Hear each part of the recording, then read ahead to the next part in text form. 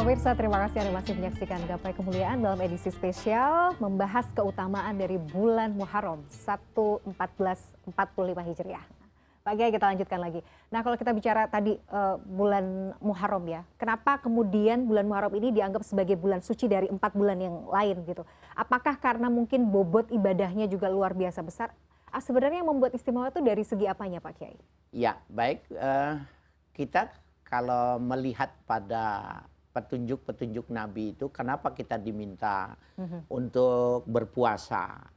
Ya, kenapa kita diminta untuk sholat malam, untuk merenungkan ya, tafakkur itu, bahwa banyak sekali peristiwa-peristiwa besar dalam karunia Allah yang diberikan di bulan Muharram, maka itu memberi isyarat itulah bulan waktu ketika siangnya kita berpuasa, malamnya tahajud untuk meminta turunnya karunia Allah, rahmat Allah sebagaimana pernah diturunkan kepada nabi-nabi terdahulu. Yang kedua, bahwa secara spesial memang berpuasa di bulan Muharram itu diampuni dosa yang lalu, dosa yang kemudian. Ini yang begitu luar biasa. Nah, stimulus ini sebenarnya dalam mempraktekannya ini kita jangan melakukan karena pengen supaya dosa kita dihapus. Karena bisa jadi perbuatan kita tidak ikhlas gitu. Tetapi ketika kita menggambarkan kepada anak kita, kepada adik kita, rekan sejawat, menarik juga untuk kita menyampaikannya. Tetapi ketika kita melakukannya, jangan melakukannya itu karena upah. Karena di situ berarti dia tidak ikhlas juga. Memang ranjaunya banyak ini. Kita harus hati-hati. Berhati-hati. Gitu. Takut salah injak gitu loh Pak Kiai. Betul-betul. Jadi itu tadi ya, tuntunan, sebenarnya kan tuntunan puasa juga banyak ya. Ada yang bilang tanggal 9, tanggal 8, tanggal 10-nya gitu. Ada yang macam-macam. Tapi baiknya memang dari awal ya. Dari tanggal 1 sampai tanggal 10. Oke. Pak Kiai, itu yang kemudian yang jadi pertanyaan saya di segmen berikutnya sebelum kita jeda tadi. Ada sebagian mungkin umat Islam yang kemudian menyikapi bulan Muharram ini sebagai bulan kesedihan. Karena misalnya wafatnya Sayyidina Hussein gitu. Bagaimana sebenarnya kita itu harus melihat kondisi seperti ini? Karena kan semacam kontradiksi ya. Sebenarnya kita melihat bahwa bulan Muharram ini tahun baru Islam yang harusnya kita sikapi dengan penuh syukur, tapi di sisi lain juga ada fenomena seperti ini gitu.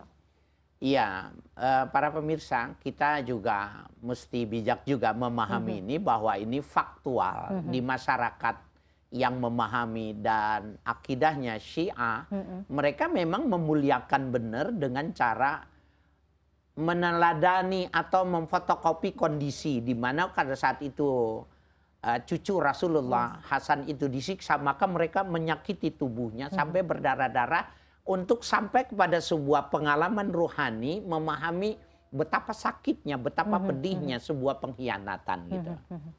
Nah, bagaimana kita yang bukan Syiah mensikapi ini? Kita melepaskan diri dan tidak bertanggung jawab dengan pemahaman itu. Tetapi dalam perspektif kita Ahlus Sunnah wal Jamaah itu begini. Kalau kita kenal peringatan Maulid Nabi, kenapa peringatan lahirnya yang diperingati tapi bukan kematiannya? Sebenarnya ini juga kan menjadi sebuah isyarat kalau mati itu menggambarkan sesuatu yang negatif, sesuatu yang yang kesedihan, tidak kesedihan. Tetapi kalau lahir itu menggambarkan keceriaan dan perspektif yang bagus gitu. Sehingga peringatan Maulid Nabi gitu. Bukan peringatan wafatnya. Beda dengan saudara kita wafatnya Isa yang diperingati umpamanya gitu. Nah, ini kan memang saudara-saudara kita mereka cara pandangnya tidak sama. Kalau kita memahaminya itu perbedaan itu, ya, sebagian dari yang semestinya kita tidak memberikan komentar. Lakum dinukum waliyadin. Agama kalian, pemahaman kalian, perspektif kalian, silakan untuk kalian. Waliyadin, dan untuk kami ya seperti apa yang kami pahami, maka sesungguhnya kita tidak akan benturan. Nah, bahkan di dalam Al-Quran itu dilarang kita mencaci maki ya persembahan yang dilakukan oleh umat yang lain, karena fayasubbullaha min ghairi ilmin, nanti efeknya itu dia akan mencaci Tuhan kita, mencaci Allah tanpa ada ilmu pengetahuan untuk itu. Nah, jadi ada garis toleransi yang sudah dibatasi di dalam Al-Quran. Jangan masuk pada medan area teologi yang berlebihan, karena nanti sebaliknya dia akan mengoreksi, ya. Dengan yang jauh lebih buruk ya. Ya, biasanya. Tuhan dan ketuhanan kita bahkan lebih jelek. Jadi kalau ada Quran dibakar, orang menghina Nabi Muhammad, orang melecehkan nama Tuhan, jangan buru-buru kita marah. Jangan-jangan sebabnya ada perkataan itu adalah timbal balik dari sebuah perbuatan umat Islam yang melakukannya. Saya kira itu. Oke. Jadi itu tadi ya, yang harus kita fokuskan adalah bagaimana kita justru meningkatkan ibadah kita. Ya, betul. Kalau misalnya tahun baru kan biasanya kita sibuk bikin resolusi. Tahun ini pokoknya saya harus begini, harus punya body goals apa-apa Ya. gitu. Nah kalau Muharram itu baiknya kita seperti apa Pak Kiai? Jadi resolusi seperti apa yang harusnya dimiliki oleh setiap Muslim? Nabi memberikan sebuah parameter, ya, ketika kita memasuki tahun baru itu, ya, barang siapa yang hari ini lebih bagus dari hari kemarin, maka dia beruntung. Kalau sama saja dia rugi, apalagi tidak lebih bagus dari yang sebelumnya. Nah, kalau itu menjadi sebuah parameter buat kita, setiap tahun baru Muharram seperti sekarang yang kita lakukan ini, maka sesungguhnya perbaharui akidah kita. Jangan-jangan selama 1 tahun itu ada salah kita. Jadi tajdidul akidah, memperbarui akidah. Yang kedua, perbaharui cara pandang kita, mindset kita ini. Bahwa selama ini kita koreksi. Jangan-jangan kalau kita kurang semangat beribadah, ada sesuatu yang tidak memberikan kita itu bersemangat sebagai seorang Muslim, kita koreksi itu apa sebabnya. Nah, kata Muharram itu sebenarnya kan itu diartikan sebagai sebuah proses untuk melihat ke belakang dan berpandangan ke depan. Muharram, ya. Jadi itu tadi ya, memperbaiki diri ya. Ya. Lebih baik dari yang sebelumnya. Harus.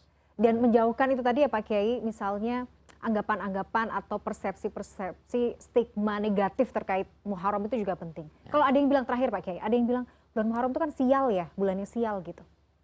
Seperti apa Pak Kiai kita harus memaknanya? Justru sebaliknya.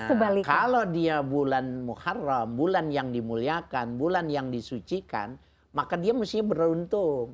Nah, cara pandang ini kita mesti minta kepada saudara kita untuk memberikan pemahaman sama mereka. Salah ente memahaminya.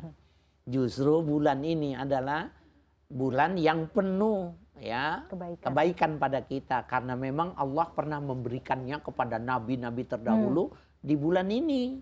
Kenapa tidak kita mendapatkannya? Oke, baik. Jadi itu tadi ya, perbaiki diri, Masya Allah. Jadi PR kita nih 1 tahun ke depan, bagaimana caranya kita bisa lebih baik dari hari kemarin ya Pak Kiai. Itu saja. Masya Allah Pak Kiai, terima kasih atas ilmunya hari ini. Selamat tahun baru ya Pak Kiai. Mudah-mudahan kita bisa berlomba-lomba meningkatkan iman dan takwa. Amin ya Rabbal Alamin. Terima kasih. Pemirsa, saya sudah perjumpaan kita hari ini dalam program Gapai Kemuliaan. Semoga tausiah kita kali ini bisa menambah hasanah ilmu agama kita, menjadikannya bermanfaat, dan yang paling utama menambah ketaatan kita kepada Allah Azza wa Jalla. Saya Mbak Rama dan juga Kiai Haji Haris Hakam pamit. Terima kasih atas perhatian Anda.